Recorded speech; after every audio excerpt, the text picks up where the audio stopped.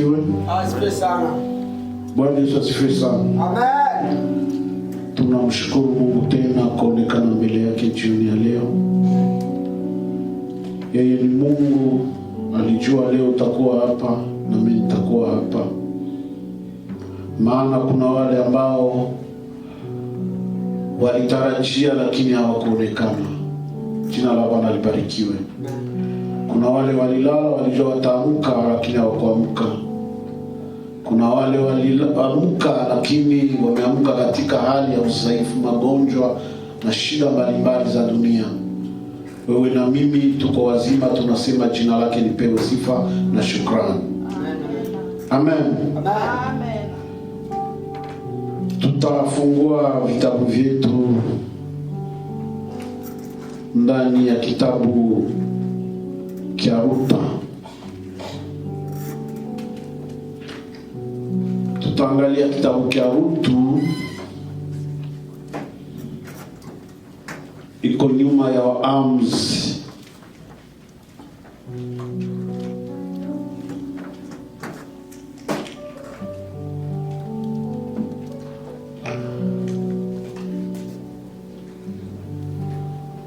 Ruthu sura yake ya kwanza na mstari wake wa 19 wa 16. Ikiwa kuna yule ambaye amepata, tusome pale tusikie.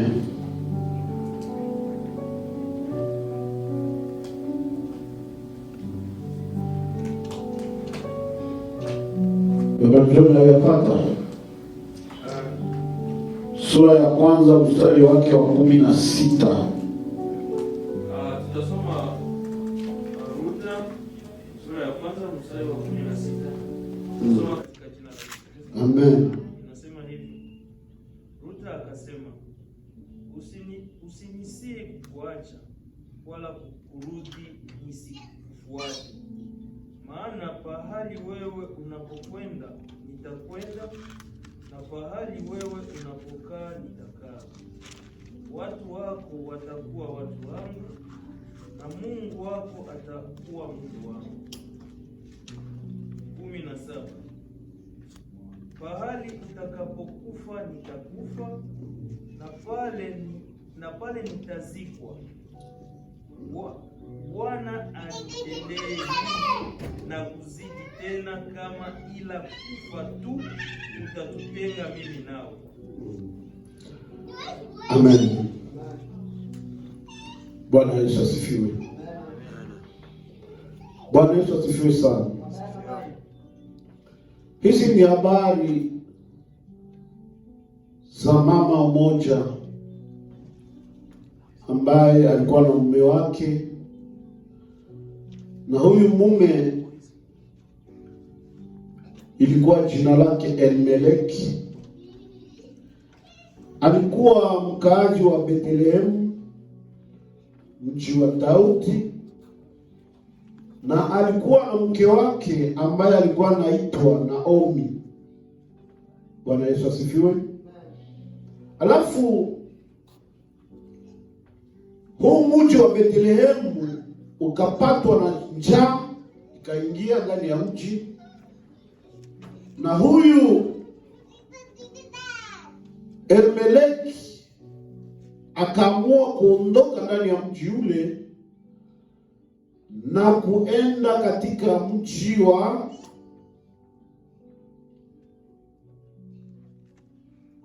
sikumbuke tena mji,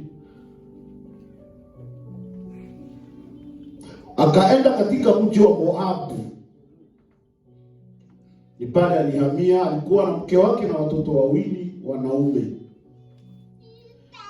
Akakaa kule,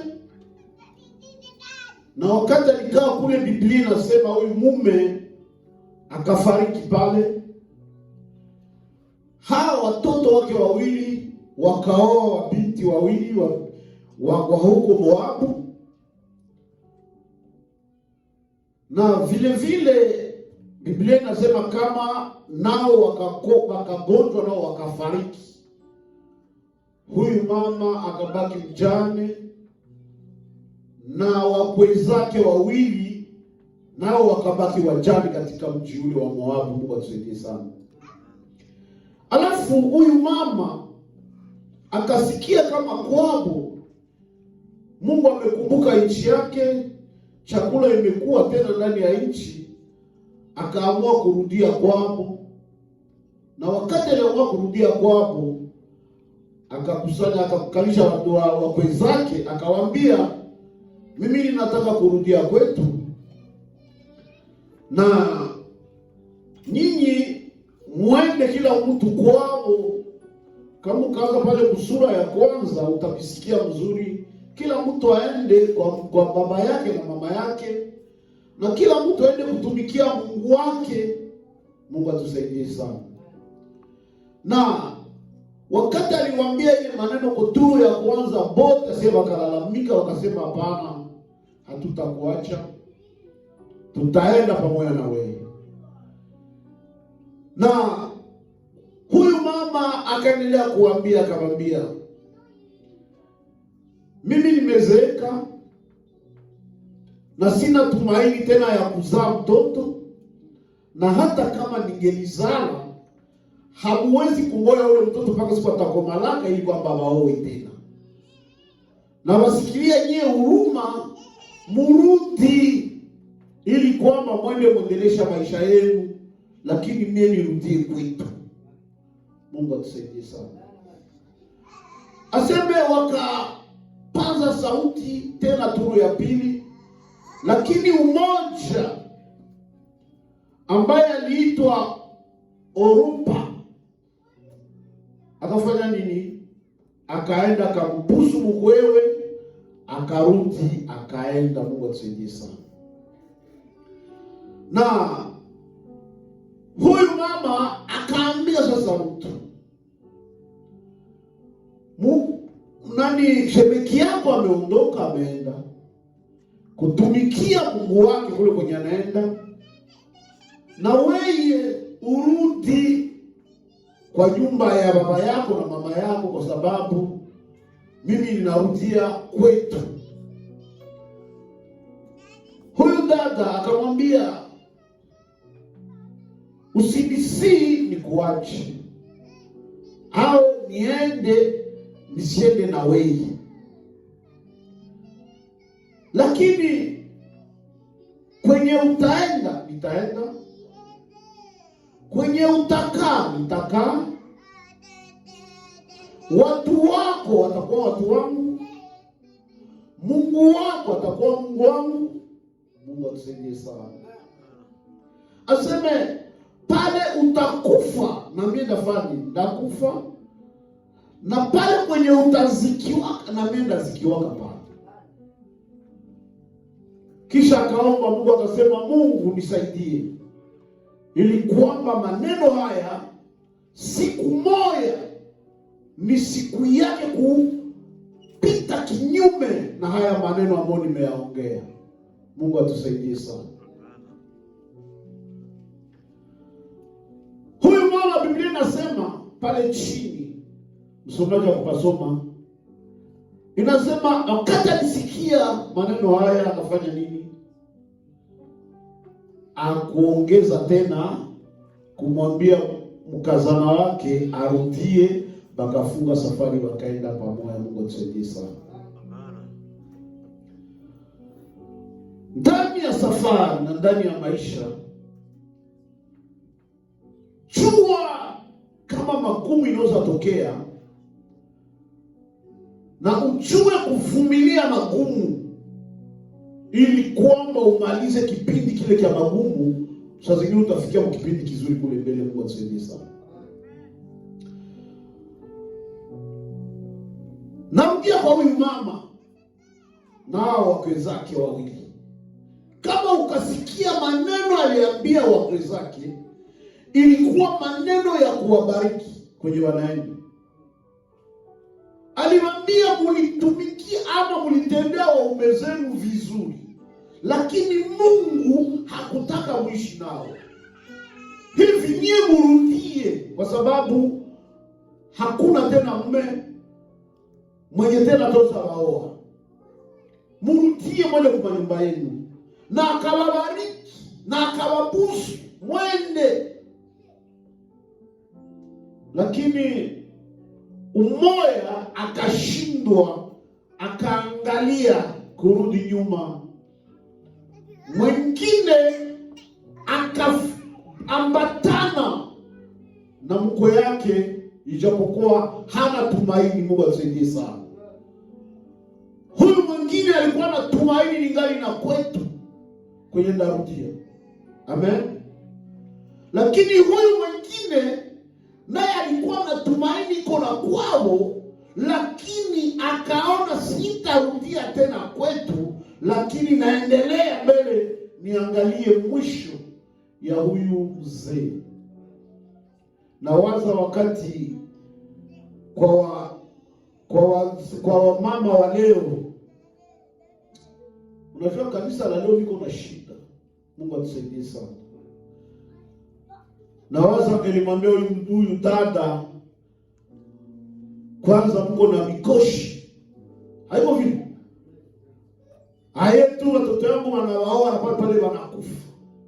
Ndio vile angelisema mama leo mko na mlukia na mikoshi, hamuna tanani, nyenye mnatoka kwa kifo cha watoto yangu, na waza ingekuwa kukorokana mama nyumba pamoja na wakwe zake. Lakini Biblia inasema huyu mama wakati alibakia na wakwe zake, alibakia nao kama vile watoto yake. Mungu atusaidie sana. Hawa watoto nao walibakia na mama yao kama vile mama Emalegre. Baume wao wamefariki. Alafu wakati huyu mama anamwambia huyu dada wende, huyu mama anatosha, huyu dada anatosha maneno ya kumjibu mambo yake.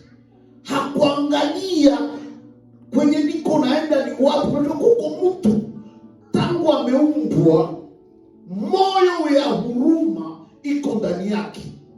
Na sana nitafakari huyu mzee ataenda ishi namna gani. Acha basi mie nikuwe kama mtoto wake kwa maisha yake, kwa sababu hana tena mwingine mtoto. Kwa sana. Lakini huyu mwingine yeye aliangalia ningali nafasi ya kwenda. Amesema kweli niko na ningali na muda ya kuolewa tena. Mungu atusaidie sana. Wakati unaitika kupoteza maisha yako kwa sababu ya kutumainia Mungu, usiwaze unaipoteza, lakini ujue kama unaiokoa. Mungu atusaidie sana. Habari za huyu mmoja tujue tena kuzilishiaka, wala hazikusikizana tena. Huyu mwalimudia kanyuma. Lakini habari za huyu Rutu kwenye alienda na mambo yake, Biblia inasema akafika ndani ya akaingia Bethlehem. Kwanza kuingia tu watu wa mwingine, Biblia inasema watu yote makachanganikiwa kumwangalia huyu mzee, si Naomi huyu. Huyu mama akamwambia msinite tena Naomi, munite Mara, kwa sababu Mungu amenitendea matendo mabaya kabisa kwenye niliendaka. Mungu atusaidie sana.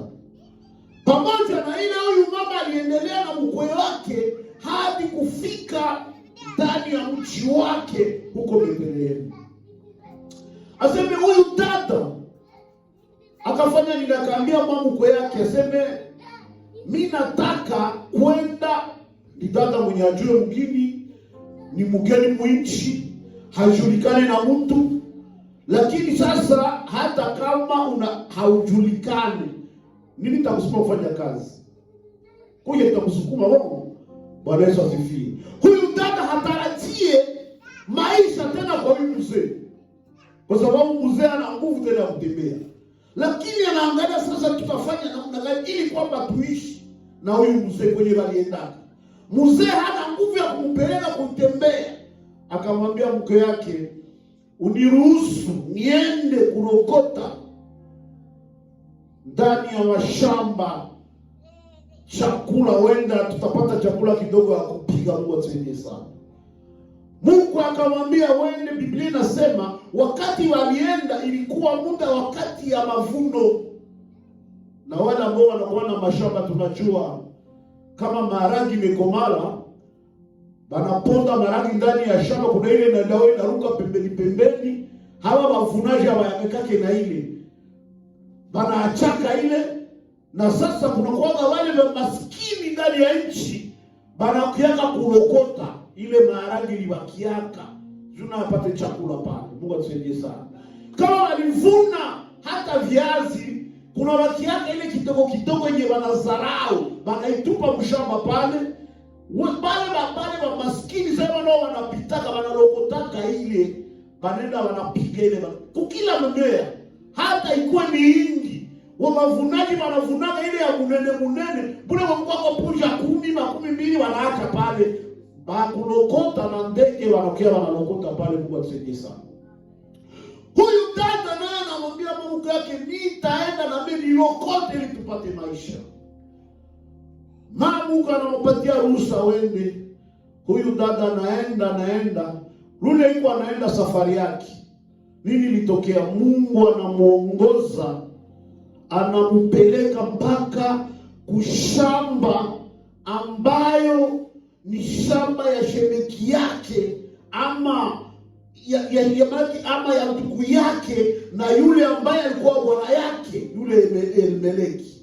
Huyu baba alikuwa anaitwa, jina lake lilikuwa Boaz. Ni tajiri ndani ya mchi. Sasa huyu dada hana habari yoyote, anatoka mama Mungu alimwambia hakuna mtoto mwingine mwenye ataweza kukuoa. Sasa huyu dada yeye kwenda lokota, kumbe Mungu iko anamzogeza pembeni ya ile shamba ya Boazi.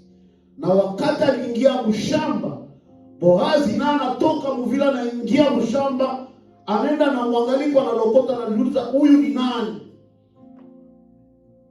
Anauliza mkubwa wa wavunaji, ndio Biblia inasema mkubwa wa wavunaji akamwambia, huyu njoo ule binti mwenye alikuya pamoja na Naomi kutoka Moabu. Mungu atusaidie sana. Alafu huyu dada akamsii huyu ndio bosi sasa, unisaidie, usinifukuze mshamba, lakini unihurumie nilokote hii masalio ya pembeni, kwa sababu anajua nyumbani kuko njala, saa zingine atapata pale kidogo awewe wapige na manguko yake. Mungu atusaidie sana. Basi huyu baba kwenye aliingia kidogo, saa ya kupumzika selenea, akamuita Ruta, akamwambia uikale hapa, kijana wote sikuguse yako, lokota ukasikia kiu ya, aseme uikale uanze angalau niko wanalokota, niko wanafanya kazi, ukasikia kiu ya mai, wende kunya mai kwa wale wenye kwa mai babijana walenda shota, lakini wewe usiende shota. Ukasikia njala, wende kwa baba kupika chakula ukule pamoja nao, na uko hapa. Mungu atusaidie sana. Na kisha kaita watu wake, akamwambia huyu dada muache alokote hata kule katikati ya shamba alokote. Asa akapiga magoti akamwambia, habari namna gani nipate mie mgeni mwenye misijue, mungini siko wa huku, nipate kibali machoni pa. Mungu atusaidie sana. Kumbe huyu Boazi alishasikia habari. Gizi uko natembea mdunia, matendo yako inakuwaka iko inatembea na wewe. Mungu atusaidie sana. Boazi alishasikia habari ya matendo ya Rutu, jinsi alikubali kuacha jamaa yake kwa sababu ya huyu mama Naomi.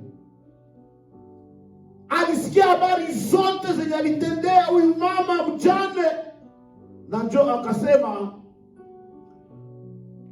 utafuta wewe ulipwe. Wakati alipiga magoti, mwingine akamwambia kila mwenye ametenda mema sharti alipwe mema. Aseme ni muda Mungu na wewe akulipe mema ambayo ulitenda, kwa sababu ulitenda mema kwa kuchunga ule mjane. Nimesikia habari zako zote. Mungu atusaidie sana. Ndio maana jikaze, hata ikiwa katika shida fulani inatokea, lakini wewe pigana kutafuta kutenda mazuri, kwa sababu malipo ya mazuri haiwezi kugeuka ikuwe malipo mabaya, hapana. Lakini malipo ya mabaya itakuwa malipo ya mabaya, na malipo ya mazuri itakuwa malipo ya mazuri kwa yale ambayo uliyotenda. Mungu atusaidie sana. Habari za huyu dada bakampatia ruhusa kakuwa kama vile naye anajisikia amekuwa katikati ya nini? Ya jamii. Neno ambalo aliliambia nani? Mamuko yake kule watu hawayatoka, likampata. Mungu atusaidie sana. Ndio maana tena nitakwambia hili ni neno, wakati uko katika hali ya maisha ama umekutana na vizuio mbalimbali vya maisha, usitamke maneno ambayo haiko ya kukubariki. Hapana, tamka maneno ambayo yatakubariki, hata kama umefikia ukiwa unaangalia kama ni mwisho. Huyu dada nawaza pale alikuwa ni mwisho. Mungu atusaidie sana. Naomi mzee naye ni mwisho. Kwanza katika kusadaka maisha yake huyu dada, na akatamka maneno akamwambia watu yako. Sasa anasema hana tena watoto, sivile? Hana tena mume, hata zalaka tena, na kama atazalaka ule dada hawezi kuwa ule mtoto siku atakomalaka. Lakini sikia huyu dada anamwambia nini? Anamwambia watu yako watakuwa wanani? Watu yangu. Mungu atusaidie sana. Lile neno watu yako watakuwa watu yangu, alienda fika kule watu yake watakuwa watu ya nani? Yake. Mungu atusaidie sana. Tamka maneno ambayo itabariki maisha yako kule mbele. Usikue unatamka maneno ya kilio mu maisha yako. Wakati unatamka maneno ya kilio maisha yako kwa sababu umekutana na kashida fulani, na maneno yako yanakuwa ya kilio, mie njoo wa mwisho, mie njoo sipatake, mie njoo, na hautapataka. Mungu atusaidie sana. Na hautapataka. Lakini wakati yako vimeharibika, njoo unasema na mie sasa mimi nataka pata vya mzuri kushinda ile imeharibika. Manake unaleta confusion kwa adui ambaye ameharibisha vyako. Mungu atusaidie sana. Hivi imeharibika, manake Mungu anataka nipatie ya mzuri kuliko hizi. Ndio inakuwa maneno unatosha mkinyo. Hapana, ondosha. Kitongo kimeharibika, manake vinaishia pale, sitapataka tena kingine. Bema na vipataka walifanya nini? Biko wa special kuliko wewe. Hapana. Lakini kimi yenye unajua vinaweza kukupata vya mzuri. Hili neno alimwambia watu yako watakuwa watu yangu. Mungu wako atakuwa nani? Mungu wangu. Manake anaacha miungu ya kwao. Mungu atusaidie sana. Na wakati ameacha miungu ya kwao, sherti Mungu wa nani? Wanaomba kwenda Mungu wake. Jina la Bwana libarikiwe. Na wakati umeacha miungu ya kwenu, unatumainia ule Mungu utamuona. Ndio kwa maana wakati anaingia ndani ya mchi, huyu mzee haikumshindikiza, lakini ule Mungu mwenye alisema Mungu wako atakuwa wangu, alimuongoza akampeleka huku, ndio kwenye utaenda lokota. Mungu atusaidie sana. Na kulokota ni ya muda. Mungu atusaidie. Kama Mungu iko pamoja na wewe, mateso yako ama shida yako ni ya muda kidogo, kwa sababu inaweza kuwa ni barabara iko na pasura zikufikishe kwa destination. Mungu atusaidie sana. Sasa huyu dada wakati iko mkulokota, siku moja aseme ikasika kwa siku ya kupeperusha chakula. Tunajua wanalimaka biko na mashamba, anapondaga wanakamata bulungo, wanaloketa mpepeo kwa na manga hivi, na pepe iko na peperusha mayani, ndio ikafika ile siku. Sasa ile siku ya kupeperusha, huyu Boazi atatoka kwake akilala kule kwa mashamba. Na wakati atatoka kule kwa kulala kwa mashamba, huyu mzee anajua tabia ya kwao. Mungu atusaidie sana. Tabia ya kwao ni gani? Ya Waisraeli. kama ndugu yako amefariki na hakuzalaka na bibi mwaliowaka, sharti ndugu yake akamate ule bibi, ili kwamba jina ya ule mwenye alikufaka isipotee. Maana mtoto mwatazaliwa na huyu bibi mwenye aliolewaka ni mtoto ya ule mwenye alikufaka. Mungu atusaidie sana. Ndio ilikuwa desturi yao ile. Alafu huyu mama akamwambia, sasa ule baba ataenda talala pale leo. Unakiza tenda talala pale leo, ule ni manake kwanza nimeruka kidogo juu huyu mama huyu tena sasa alirudia kwa nyumba, akakutana mabuko yake na venye alipata, bakakula kisha akaanza muuliza habari ya kwenye alienda bilikuwa ye. Jo sasa huyu dada akamuonesha, niliingia mshamba ya mtu moja hivi, ule mtu aseji nake Boazi. Sasa huyu Boazi akanitendea hii.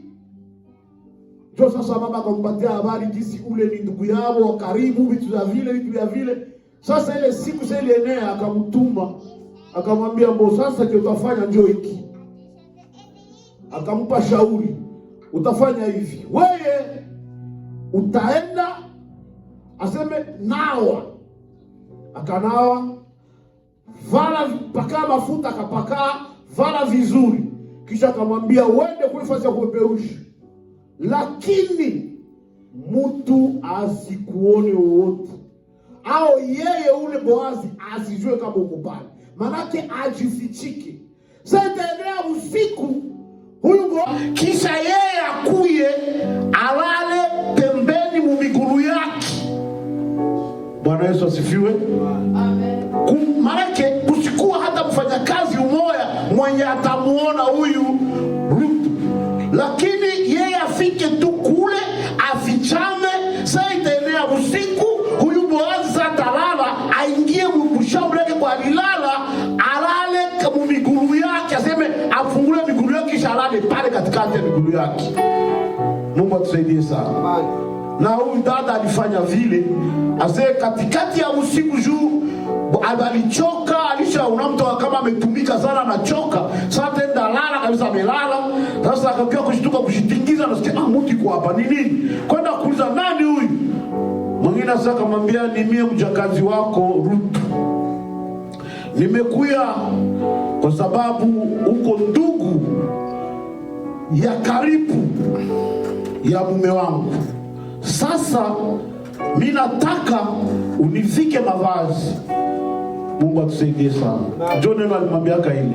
Mwingine akamwambia nimesikia, lakini kuko tena mwingine ndugu wa karibu kuliko mie, ule ndio ndazungumza na yeye. Akakatala, basi mie ndio ndakuvike ile mavazi. Aseme bakalala. Asubuhi na uyakucha pia watu hawezi kujua sura yake. Aseme akamfungia kama siwe kilo kama 6, akamwambia arudia tena kwa mamuko yake. Kesho huyu wala anaita ule ndugu yake, anamuelezea habari za mashamba ya Emeleki, habari za Naomi, habari za huyu baba. Anamwambia mashamba mimi za kamata, lakini mie kukamata ule bibi ya ndugu yangu siwezi. Mwingine alitia na bateme, vitu vilikuwa zamani vizuri tena, bibi natembea mstari. Mungu atusaidie sana. Pana leo, ingelikuwa leo ule wawe ile sange ngozo ile bibi anakuwa bibi yake. Si vile? Si ni kweli? Senya alimkutana mshamba yake usiku, angemweza anakuwa bibi yake. Ijapokuwa haiko ndio plani. Mungu atusaidie sana. Basi asubuhi alimwacha kaenda. Akaita ule ndugu yake, akamwambia njoo sasa wewe njoo wa karibu. Maana kwa sababu niseme mkubwa na mdogo sijui. Mbele anasema njoo alikuwa wa karibu kuliko yeye. Mwingine akakatala sana, katala, alileta watewe biko pale, bakasinyela wale watewe wazee mwingine. Basi ule baba akakubali sasa kuoa Rutu. Huyu Rutu ni nani sasa? Ndani ya Biblia kusudi aendelee. Mtoto mwenye alizala na huyu sasa Boazi. Kama unasoma kizazi kizi kilitembeaka, mtoto mwenye Rutu alizala na Boazi alikuwa anaitwa Obedi. Mwenye alimchunga ni Naomi. Mungu atusaidie sana. Wakati anazaliwa, mama ya mwingine wakalalamika wakasema, Naomi uliingia mwingine uko unasema Mungu amekuacha, lakini Mungu amekukumbuka, amekupatia tena mtu wa karibu. Jo ule mzuku sasa. Aseme Naomi akamkamata akamtia kwa kifua yake mtoto. Kama unasoma chini utakutana wanasema Naomi ndio alimzaa. Wanasema kwenye Ruth alimzalaka, mwenye alibeba mimba, lakini wanasema mwenye alimzalaka ni kama mstari sasa ni Naomi ndio alimzalaka. Mstari sasa ya vizazi vya kuzaliwa kwa Yesu. Mungu atusaidie sana. Sasa huyu nani? Huyu Obedi ndio baba yake na Yese. Yese ni babake na nani? Daudi. Yese ni babake na mfalme Daudi. Mungu atusaidie sana. Maana Obedi ndio baba yake, Obedi ndio babake na Yese, na Yese ni baba yake na Daudi. Kisha uko inaendelea mpaka zenye kwenye Yesu anatenda zaliwa. Mungu atusaidie sana. Ndio maana unaona kuko sadaka yenye unaweza ukafanya, lakini wana zadi imeishia pale, kumbe ni historia ya maisha yako kule mbele. Mungu atusaidie sana. Na ukiwa na historia ya maisha, seke maisha yako ilitembeaka mzuri ndani ya dunia hii. Sijue kama mtu mwenye maisha yake ilitembeaka mbaya, mdunia anakuwa na historia. Kila mtu anakuwa na mwachane na ule bwana. Mwachane na ule bwana. Sivili? Kwa sababu historia yako ilikuwa ya mbaya, hakuna mwanataka taisikie. Lakini kama historia yako ilikuwa ya mzuri, kila mtu wakati anaisikia atataka aangalie ulitembea namna gani, apate majifunzo kuwei. Na ile Mungu anaendelea kukubariki na kubariki kizazi yako. Mungu atusaidie sana. Safanya sadaka kwa ajili ya maisha yako, hata kama umefikia unazania mimi namalizia hapo, kwa sababu wewe unazania unamalizia, Mungu anajua kama safari inaendelea. Huyu dada akakubali kufanya sadaka, kumbe iko anaenda. Tuseme ndasema ni tate yake na nani? Yeye ni tate yake na Daudi. Sivile? Atakuwa tate yake na Daudi. Na kama ni tate yake na Daudi, maana yake ni tate kuu yake na nani? Na Yesu. Kwa sababu ni ile kizazi. Mungu atusaidie sana. Lakini alitokea wapi? Alitokea nchi nyingine, Moabu. Anakuja kuingia ndani ya jamaa kwa sababu ya matendo mazuri, matendo mema ambayo alitendea watu, na Mungu anamulipa yale matendo. Mungu atusaidie sana. Ametoka kule kwa maskini, alikuwa mtu wa kulokota chakula kuyalala, anaenda olewa na boss. Kulikuwa wafie wengine walikuwa mwele kwa ile mwingine. Si kweli? Kulikuwa wajakazi wenye alikuwa huyu bwana alimwambia alakie na wajakazi yake. Ni kusema alikuwa na wajakazi, lakini haiko mwawale ndio mwenye destination yake iko. Destination yake Mungu amemtayarishia mwenye atatoka mbali. Mungu atusaidie sana. Acha kutia macho yako hapa karibu, lakini angalia kule maisha ya kesho itakuwa namna gani. Hata kama hii ya leo mimi naikosa, je kesho? Mungu atusaidie. Watu wiko tayari kufanya dhambi haraka na haangalie kesho. Kubali usifanye dhambi haraka, shu kesho kule mbele maisha yako ifungulikana. Mbele ya shida mtu karibu tayari kuanguka mdhambi kwa sababu aokoe sai maisha. Eske unajua kesho itakuwa namna gani? Unajua kama hii dhambi ndio kifo? Mungu atusaidie sana. Ndio kwa maana simama na kujua ya kwamba nitengeneze historia ya maisha yangu. Kama niko kaka, nitengeneze historia ya maisha yangu. Mie kaka, kama niko dada, tengeneza historia ya maisha yako kule mbele. Ndio utajua benye ulichengaka na ungaliki kwenu sasa vinakupata kule. Mungu atusaidie sana. Benye ulichengaka uko na miaka 20 bila kukupata uko na miaka 13. Benye ulichengaka uko na miaka 13 binakupata uko na miaka 15. Benye ulichengaka uko na miaka 14 binakupata uko na miaka 16. Mungu atusaidie sana. Ndio maana wakati unajenga vibaya huku mbele, huku nyuma yako, usiwaze kule mbele utaenda vuna vya mzuri. Hapana, kule mbele utaenda vuna vya mbaya, kwa sababu penye ulijengaka huku vilikuwa havikushuhudie kupata vya mzuri kumbele. Maneno yenye ulitabiri huku haikushuhudia kupata vya mzuri kumbele. Maneno yako ni kilio na kusaga meno. Mie tunjo, wewe tunjo nani? Umeumbwa saa mwingine na uko na bahati saa mwingine, lakini kushika njoo imekushinda. Mungu akusaidie sana. Au kutamka ama kutabiri juu ya maisha yako imekushinda. Uko unajitabiria tu vya kukufa. Mungu atusaidie sana. Kati unajitabiria vya kukufa, utavuna vya kukufa. Kati unajitabiria vya binye vinakomala, na utavuna vya vinakomala. Mungu atusaidie sana. Kuko mtu mu maisha yake unakutana yeye ni mtu wa woga tu. Kokote kwenye iko yeye ni woga. Unasikia woga ya nini? Mbona uendeshe maisha yako peke? Anataka fanya hiki, anasikia woga. Saa nyingine hiki nikafanya kitakuwa hivi. Bila kuangalie, wewe fanya. Matokeo unafanya kama unaona ni vya mzuri, Mungu ndo anajua. Kama unaona ni vya mbaya, acha. Kama ni vya mzuri, fanya. Kwa sababu matendo ndio unafanya saa hii, matokeo yake itakuwa kule, itajulikana na watu kule mbele. Hii saa uko unafanya itajulikana. Huyu dada wakati anamwambia mko yake tutaenda, hakujua matokeo yenye kule wanaenda. Hapana, hakujua. Lakini mwenye alijua matokeo ni Mungu. Mwenye yeye aliambia, Mungu wako atakuwa Mungu wangu, watu yako watakuwa watu yangu. Pale utakaa na mimi nitakaa pale. Pale utakufa na mimi nitakufa pale. Kama unasoma Biblia, huyo hakurudiaka tena kwao. Mungu atusaidie sana. Hakurudia kwao kwa sababu wamelapa.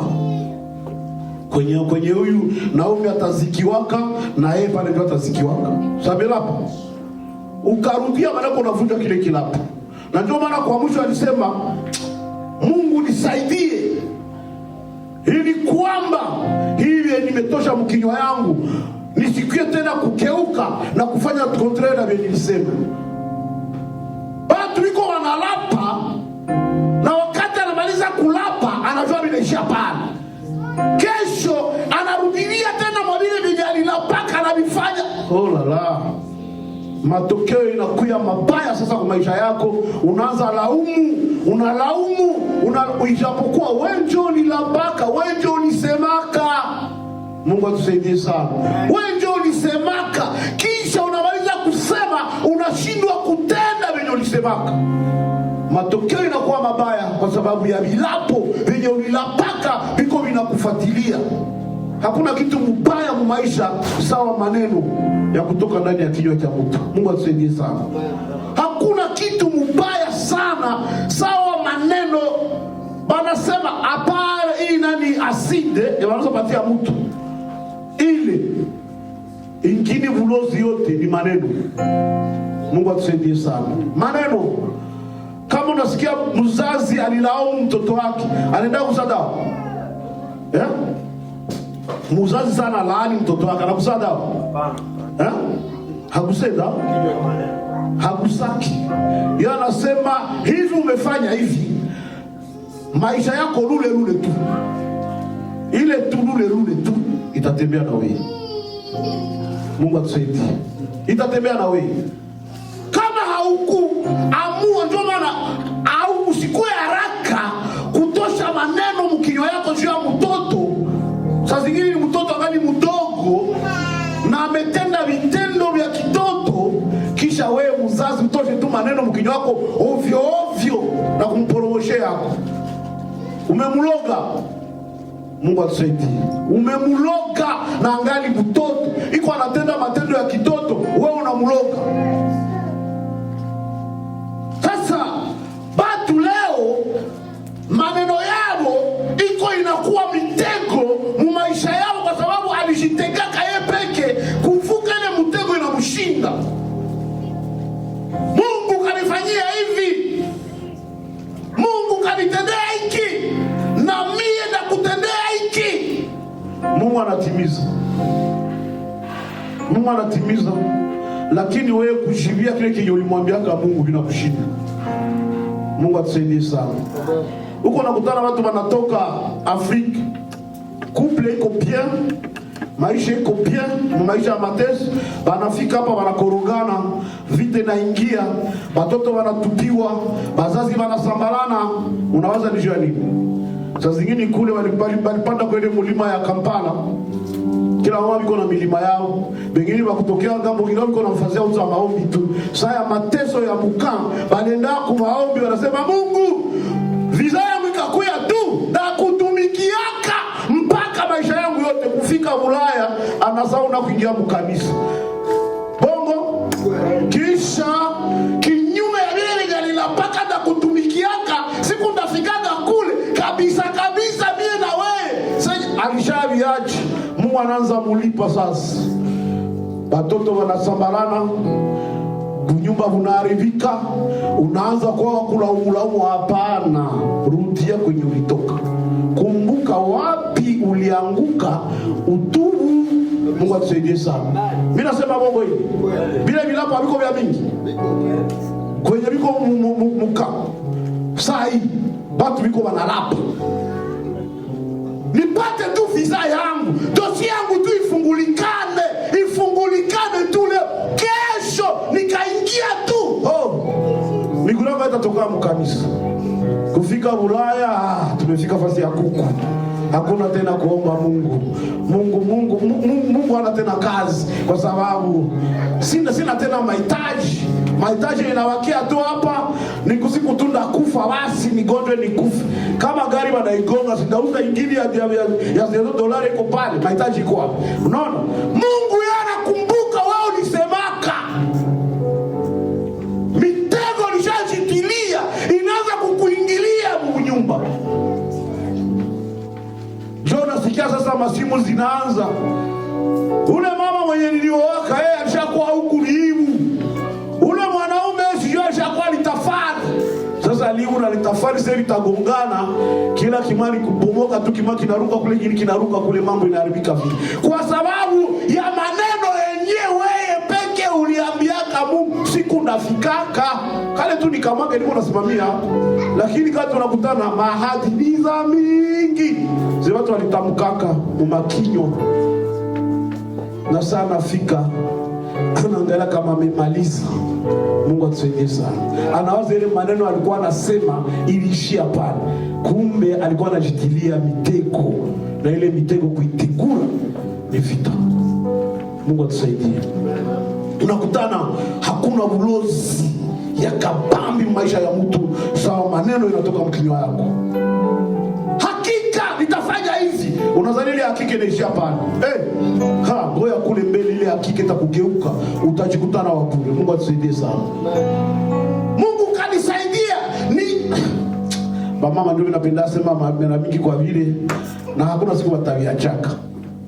Nikazara tu mzuri, sitaongeza zala tena. Kama Mungu anahesabia bila utazara unaongea vile. Mungu atusaidie.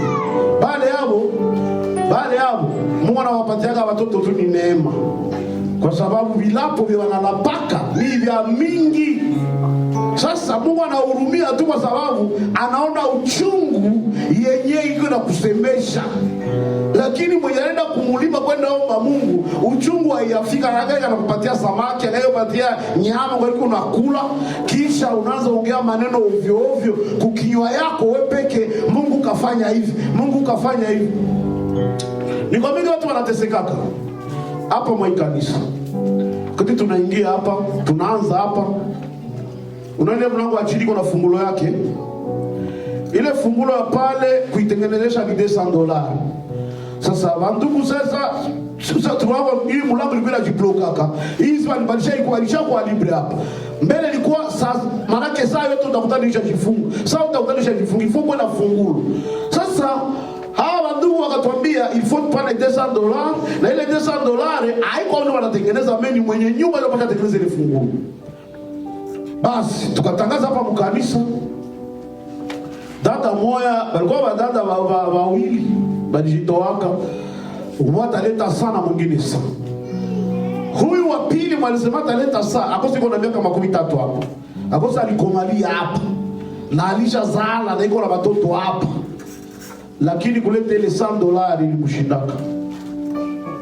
Mungu atusaidie sana. Lakini mbele ya watu hapa alisema mimi ndaleta ile $100, na mwingine nako akasema na mimi ndaleta $100. Alafu tulingoa ile $100 ya mtu mwenye tunajua yeye hawezi kosa, anatumika usiku na mchana.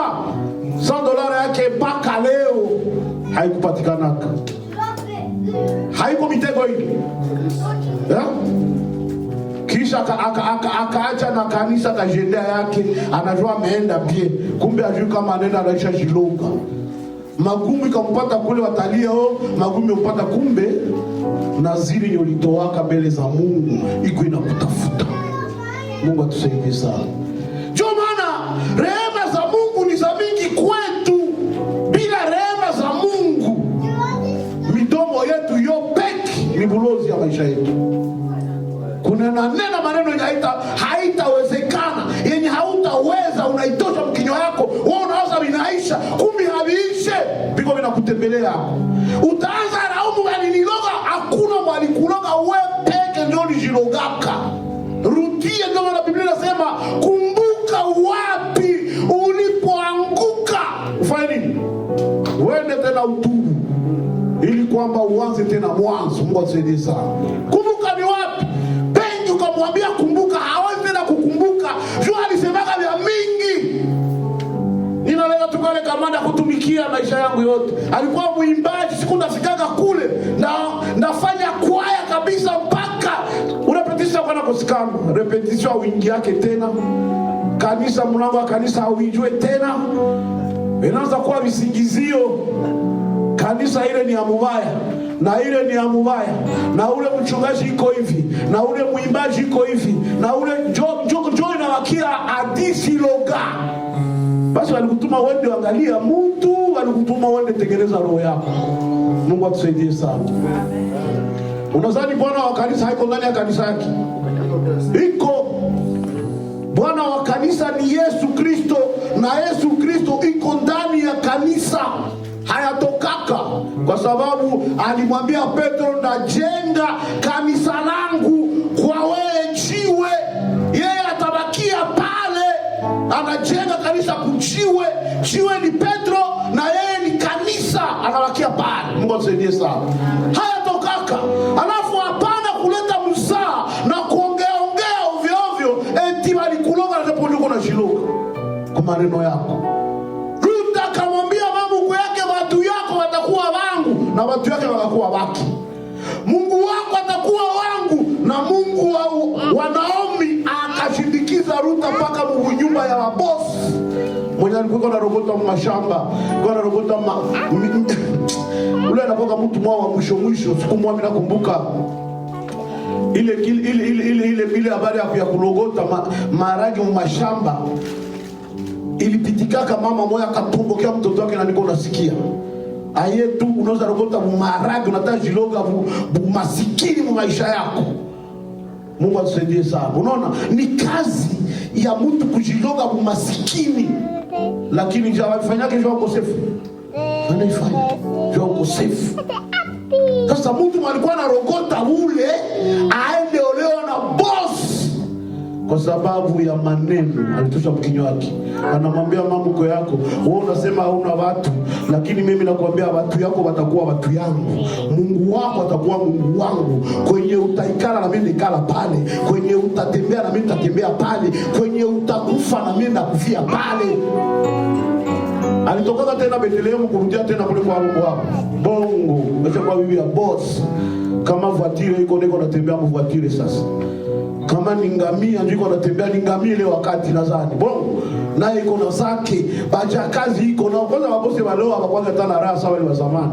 Jua mabosi ya zamani walikuwa na bacha kazi yake iko pale, bafanya babosi ya leo watakuwa na watu mbili tu mnyumbaki. Leo wa zamani haiko vile. Tutakutana na anavuka njoo watu. Mungu atusaidie sana. Biko wanamulimia mashamba, biko bakuleta mai, bakufanya kila kitu, kila mtu na kazi yake. Mungu atusaidie sana. Na wale wote hakubaona ndani ule jo mwenye aliambia Mungu wako atakuwa wangu batu yako watakuwa wangu, kwenye utakufa ndakufia pale, kwenye Mungu atusaidie sana. Mwisho anaenda kutoka mkizazi kile kitazala Yesu, anakuwa tate ambaye alitoka mbali kwa sababu ya matendo. Tengeneza matendo yako. Mule matendo yako ndio watu viko wanakusoma. Bali watu walisoma, huyu dada, huyu mama alisoma, huyu dada akaelezea jamaa yake, ule dada iko hivi, ule dada matendo yake ni haya, matendo yake ni haya. Na hiyo matendo ikamuponesha, ikamupitisha. Ndio maana tengeneza matendo yako, kwa sababu huku nje watu wiko wanakuangalia. Watu wiko wanasoma matendo yako. Ni matendo ya namna gani uko unafanya? Uko unaishi namna gani? Maisha yako unaikamata namna gani? Je, maneno yako ya kinywa ni maneno ambayo unaheshimia? Uko mtu anakuambia nafika saa 5. Saa 5 inakuwa saa 8. Ameheshimia yale maneno yake kweli? Zamani niko kwa Afrika wanasema wazungu ndio wenye wanakuwa kabisa kusali kusaa. Sasa aye ba Afrika hata huku kwenye saa ni saa wanachelewa. Kwa nini? Mungu atusaidie sana. Tena anachelewa vile na hata bia mwenzake mwe walipatana naye sitaonekana kwa hii saa. Lakini nimezuilika. Sasa fika pale ndio anafikana na vimba tu. Nimekutana na vitu mara kwa barabara kule, vimenizuia hivi na hivi, hivi na hivi, hivi na hivi. Ulishavunja wenzako moyo. Kisha unaanza kuleta maneno ya hadithi. Ndio nakutana kwa masomo. Wazungu wanakuambia nini? Sio na kweli uchachelewa, usisalimia hata mtu, kwenda ikaa. Pita na kwenda ikaa. Usipime hata kusalimia hata rafiki yako au mwalimu, pita uende ikaa. Ile ni kutaka watu tengeneze akili. Lakini wapi? Ni wewe peke ulisema. Sasa nikwambie kwa sasa tuko tunalaaniwa watu ya Mungu. Tumepanga kesho tutaenda kwa fulani. Tukutanania hapa ku Belvedere. Na saa ngapi? Na saa 7. Okay. Saa 7. Okay. Saa 7 malaika watatuongoza. Anaenda kutungoea wapi? Wapi? Belvedere. Ndio tulipata nini? Na saa ngapi? Na saa 7. Ikakuwa tu saa 7 na miniti moja. Ule malaika ananyanguka naenda. Sasa nyie mtokea pafika saa 7 na miniti 2 alishajiendea kanapeleka raporo gani? Aliwaona? Hapana. Ndio Biblia inasema alaaniwe mtu mwenye anapanga kazi ya Mungu kwenda kuifanya na asiifanye. Huyu malaika anapeleka raporo, ilifika kule siku bakutana, mnalaaniwa. Olia baraka inakuwa nini? Laana, kwa sababu ya mlipanga kinywa. Mungu atusaidie na Mungu atubariki. Amen. Tusimame tuombe Mungu. Baba, katika jina la Yesu tunakushukuru kwa maana uko mwema. Asante kwa wema wako, umetulinda na kutuchunga. Tena umetuwezesha kuwa mbele yako jioni ya leo. Wengi wametaka waione jioni lakini hawakuiona. Sisi si wazuri kuliko wale, bali kwa neema yako tumeifikia. Asante kwa neno lako, endelee kutusaidia na kutuongoza hadi siku ile utakaporudi tukutane tunangojea. Tengeneza maneno ya kinywa chetu na kutusaidia kutimiza yale ambayo tunayoyaongea. Baba, utusaidie, utuwezeshe tusiwe walozi wasie peke na kisha tuanze kutafuta walozi wengine.